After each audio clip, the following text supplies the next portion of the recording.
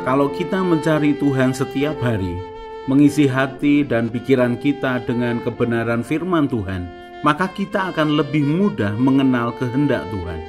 Kita akan lebih bisa mengalami hatinya, mengalami kehendaknya, mengalami didikannya, dan mengalami anugerah kasihnya. Apalagi kalau kita memperkatakan dan melakukan firman Tuhan setiap hari, maka roh kita penuh dengan pengertian akan firman Tuhan, dan jiwa kita akan sehat, karena mental, pikiran, perasaan, dan kehendak kita penuh dengan kebijakan Tuhan.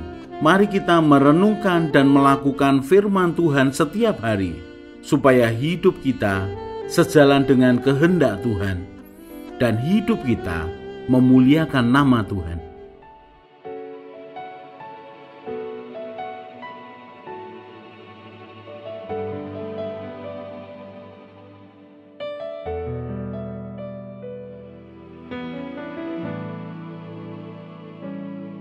Saat ku hancur hati, ku datang padamu.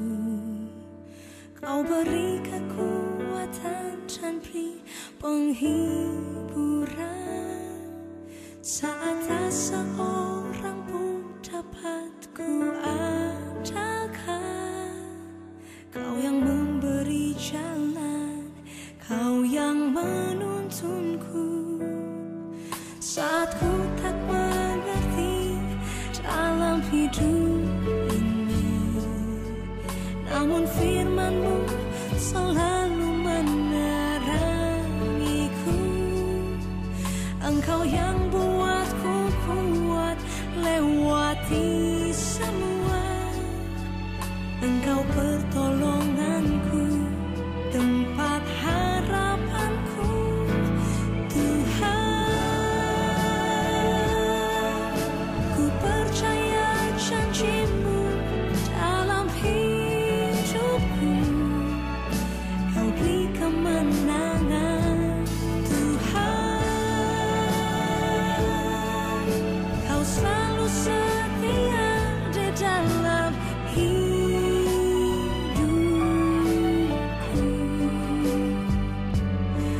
Kau berharga bagiku, Kaulah jaminanku dalam hidupku.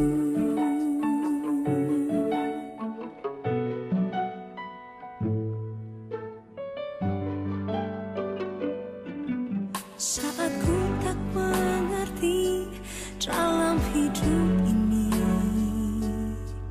namun firman-Mu selalu menerangiku. Engkau yang buatku kuat lewati semua. Engkau pertolonganku, tempat harapanku, Tuhan. Ku percaya janji-Mu dalam hidupku. Kau beri kemenangan, Tuhan. Kau selalu setia di dalam hidupku. Kau berharga bagiku, Kaulah jaminanku dalam hidupku.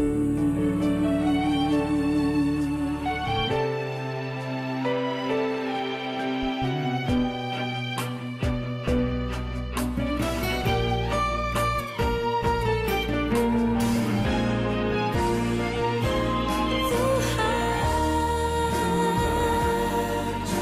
ku percaya janji-Mu dalam hidupku.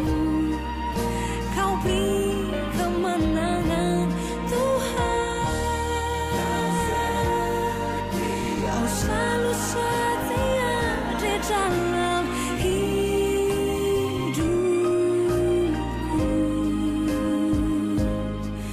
Kau berharga bagiku, Kaulah jaminanku dalam hidupku.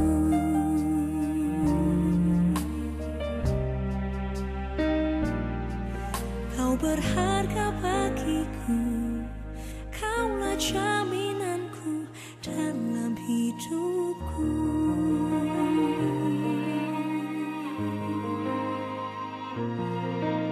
Ku percaya janji-Mu ya Tuhan.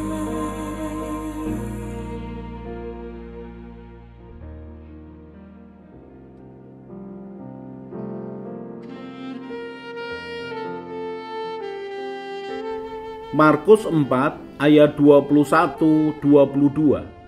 Lalu Yesus berkata kepada mereka, orang membawa pelita bukan supaya ditempatkan di bawah gantang atau di bawah tempat tidur, melainkan supaya ditaruh di atas kaki dian. Sebab tidak ada sesuatu yang tersembunyi yang tidak akan dinyatakan, dan tidak ada sesuatu yang rahasia yang tidak akan tersingkap.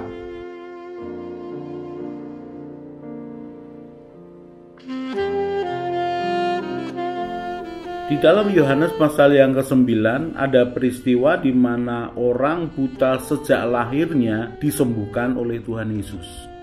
Kesembuhan dari orang buta ini sebenarnya diawali dengan pertanyaan murid-muridnya kepada Tuhan Yesus. Yohanes pasal yang ke-9 ayat yang pertama. Waktu Yesus sedang lewat, ia melihat seorang yang buta sejak lahirnya. Murid-muridnya bertanya kepadanya, Rabi, siapakah yang berbuat dosa, orang ini sendiri atau orang tuanya, sehingga ia dilahirkan buta? Jawab Yesus, bukan dia dan bukan juga orang tuanya, tetapi karena pekerjaan-pekerjaan Allah harus dinyatakan di dalam dia. Murid-muridnya mempertanyakan sebab dia buta. Sepertinya itu mewakili akan kita yang selalu ingin tahu sebab seseorang mengalami suatu penderitaan, dalam hal ini sebab mengapa buta. Dan murid-muridnya menanyakan apakah ini karena dosanya atau dosa orang tuanya.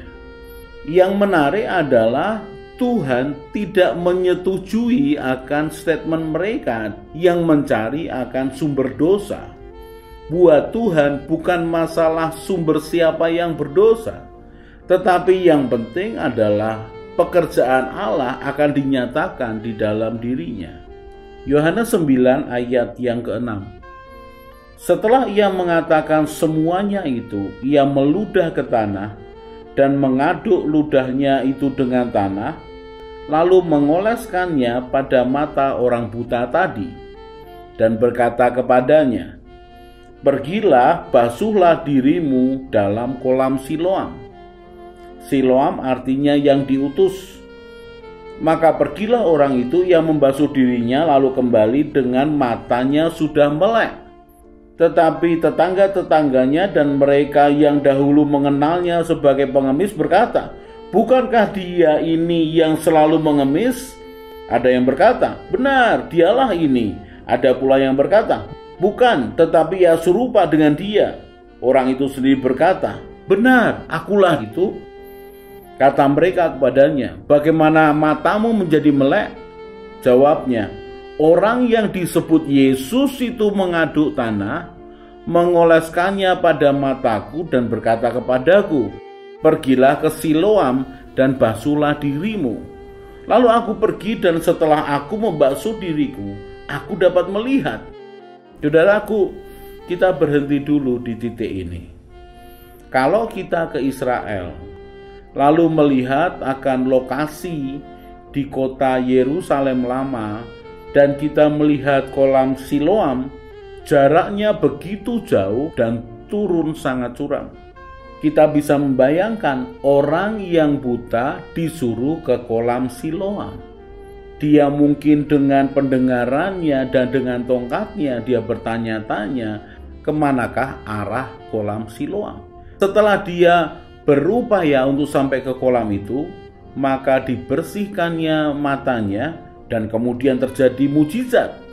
Matanya terbuka, dia melek, dia bisa melihat.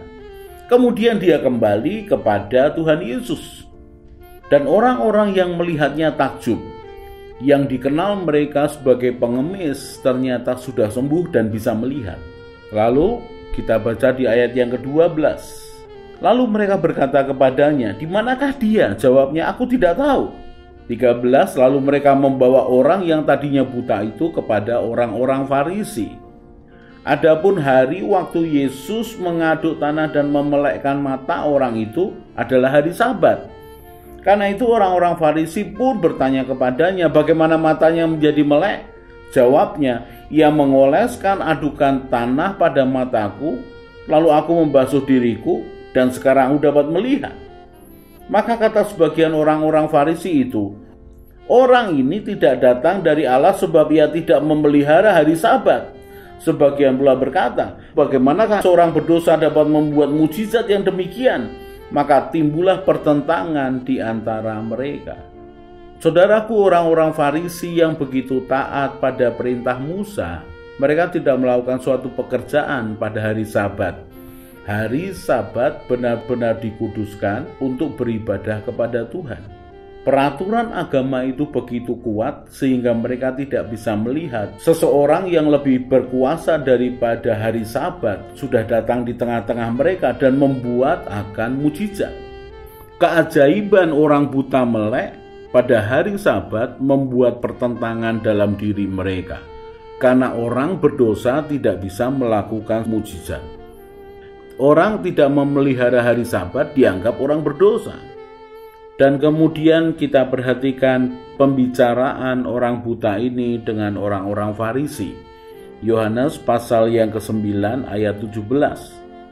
Lalu kata mereka pula kepada orang buta itu, "Dan engkau, apakah katamu tentang dia karena ia telah memelekkan matamu?" Jawabnya, "Ia adalah seorang nabi." Tetapi orang-orang Yahudi itu tidak percaya bahwa tadinya ia buta dan baru dapat melihat lagi, sampai mereka memanggil orang tuanya dan bertanya kepada mereka, "Inikah anakmu yang kamu katakan bahwa ia lahir buta? Kalau begitu bagaimanakah ia sekarang dapat melihat?" Jawab orang tua itu, "Yang kami tahu ialah bahwa dia ini anak kami dan bahwa ia lahir buta. Tetapi bagaimana ia sekarang dapat melihat, kami tidak tahu, dan siapa yang memelekkan matanya, kami tidak tahu juga. Tanyakanlah kepadanya sendiri, ia sudah dewasa, ia dapat berkata-kata untuk dirinya sendiri." Orang tuanya berkata demikian karena mereka takut kepada orang-orang Yahudi, sebab orang-orang Yahudi itu telah sepakat bahwa setiap orang yang mengaku dia sebagai Mesias akan dikucilkan. Itulah sebabnya maka orang tuanya berkata, "Ia telah dewasa, tanyakanlah kepadanya sendiri." Lalu mereka memanggil sekali lagi orang yang tadinya buta itu dan berkata kepadanya, "Katakanlah kebenaran di hadapan Allah. Kami tahu bahwa orang itu orang berdosa." Jawabnya, "Apakah orang itu orang berdosa? Aku tidak tahu. Tetapi satu hal aku tahu, yaitu bahwa aku tadinya buta dan sekarang dapat melihat." Kata mereka kepadanya, "Apakah yang diperbuatnya padamu? Bagaimana ia memelekkan matamu?" Jawabnya, "Telah kukatakan kepadamu dan kamu tidak mendengarkannya. Mengapa kamu hendak mendengarkannya lagi? Barangkali kamu mau menjadi muridnya juga?" Sambil mengejek mereka berkata kepadanya, "Engkau murid orang itu, tetapi kami murid-murid Musa. Kami tahu bahwa Allah telah berfirman kepada Musa, tetapi tentang dia itu kami tidak tahu dari mana ia datang." Jawab orang itu kepada mereka, "Aneh juga bahwa kamu tidak tahu dari mana ia datang, sedangkan ia telah memelekkan mataku. Kita tahu bahwa Allah tidak mendengarkan orang-orang berdosa, melainkan orang-orang yang saleh dan yang melakukan kehendaknya. Dari dulu sampai sekarang tidak pernah terdengar bahwa ada orang yang memelekkan mata orang yang lahir buta. Jikalau orang itu tidak datang dari Allah, ia tidak dapat berbuat apa-apa." Jawab mereka, "Engkau ini lahir sama sekali dalam dosa dan engkau hendak mengajar kami?" Lalu mereka mengusir dia keluar. Percakapan orang yang tadinya buta ini dengan orang-orang Farisi sebenarnya bukan percakapan yang seimbang. Karena orang-orang Farisi menguasai akan Taurat Musa dan mereka melakukan Taurat Musa dengan ketat, dengan keras. Kemudian dibandingkan dengan pengemis buta yang kemudian disembuhkan oleh Tuhan Yesus. Buat orang buta ini, yang memelekkan matanya bukan orang berdosa. Yang memelekkan matanya pasti datang dari Allah. Yang memelekkan matanya adalah orang yang saleh dan melakukan kehendak Tuhan. Buat pengemis yang tadinya buta ini, hal-hal itu sudah cukup untuk membuat dia tahu bahwa dia disembuhkan oleh Tuhan Yesus itu. Yohanes 9 ayat 35. Yesus mendengar bahwa ia telah diusir keluar oleh mereka. Kemudian ia bertemu dengan dia dan berkata, "Percayakah engkau kepada Anak Manusia?" Jawabnya, "Siapakah dia, Tuhan, supaya aku percaya kepadanya?"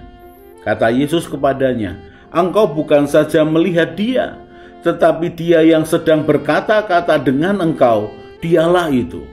Katanya, "Aku percaya, Tuhan." Lalu ia sujud menyembahnya. Sungguh kejadian yang sangat indah. Karena orang buta ini tadinya hanya mengalami bahwa Yesus itu yang menyembuhkan dia. Tetapi kemudian ketika Tuhan Yesus menyatakan dirinya bahwa dia adalah Anak Manusia, dialah Mesias yang ditunggu-tunggu oleh orang Israel. Orang yang tadinya buta ini mengatakan, "Aku percaya, Tuhan." Kemudian dia sujud menyembahnya.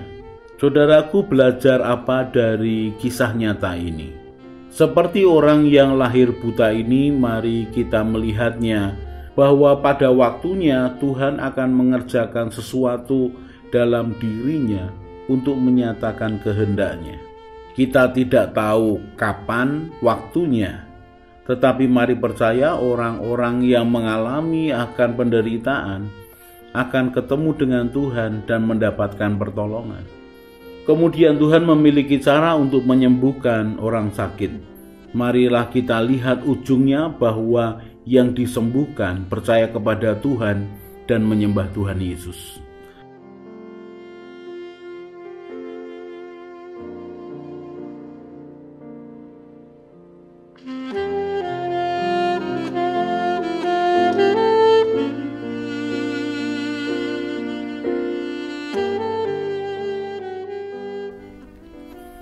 Orang yang mencari Tuhan dengan segenap hati akan bertemu dengan Tuhan. Orang yang percaya, berharap, dan mengandalkan Tuhan setiap hari akan seperti pohon yang ditanam di tepi air. Ia tidak akan menderita melewati masa kering. Ia akan tetap bertumbuh. Hatinya bersukacita dan hidupnya terus berbuah. Karena harapannya kepada Tuhan Yesus yang telah menyelamatkan hidupnya, dia hidup penuh iman dan semangat. Dan dia akan tertawa tentang masa depannya. Dia akan terus berjalan bersama Tuhan. Semakin kuat, semakin semangat. Mari kita berdoa. Tuhan Yesus, terima kasih untuk kebenaran firman-Mu. Tuhan Yesus, berikanlah kerelaan dan kesetiaan yang sama ketika Engkau melaksanakan tugas-Mu di dunia, supaya aku juga rela dan setia melakukan kehendak Bapa. Tuhan Roh Kudus penolongku, ajari aku semakin mengenal Tuhan Yesus dan mengenal Bapa surgawiku, supaya hidupku sesuai dengan rencana-Mu ya Tuhan, dan memuliakan nama-Mu. Bahwa aku berjalan mengikuti jejak-Mu ya Tuhan Yesus, Gembalaku yang baik. Ajari aku berjalan bersama Tuhan senantiasa. Amin. Saya Yosea Kristiono, Gembala Jemaat GKI Injil Keselamatan Semarang. Tetap percaya, tetap semangat. God bless.